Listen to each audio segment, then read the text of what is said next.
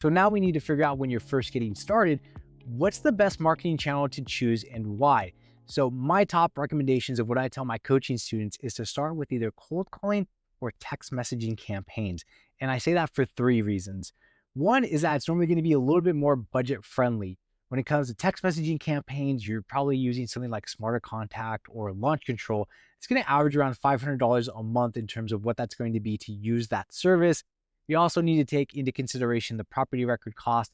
I go all of that into detail on a previous episode, so feel free to give that a listen. But reason number one is going to be a hell of a lot cheaper. Now, what I do recommend though is I highly recommend outsourcing that to a marketing agency when you're first getting started. Now, I do think it's going to be pivotal in your business to build an in-house team at some point, but you really don't know what you're doing yet. You don't have any SOPs in place.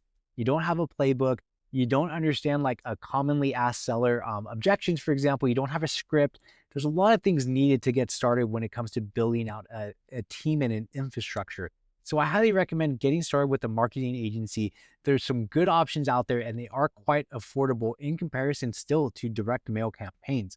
So my recommendations would be a company like Land Talk Pros, who I have a partnership with. There's Land Caller, there's Lead Mining Pros.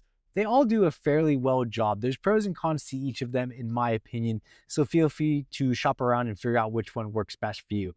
And reason number two on why you should do that is because you're going to have a hell of a lot more leads to work with that come across your plate. So when you have more leads that come across your plate, that means you're going to be having more conversations.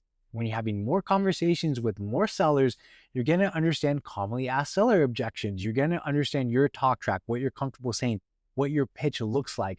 You're going to be receiving more leads. So you're going to be comping them out. You're going to figure out what types of offers you can provide to them. Is this a double close play? Is this a quick all cash offer? Are they strapped for cash? Is this going to be an owner financing play to where I can leverage a private money lender on the down payment and I have enough capital to make monthly payments? Is this going to be partnering with a joint venture or partnering through a joint venture agreement, partnering with an investor?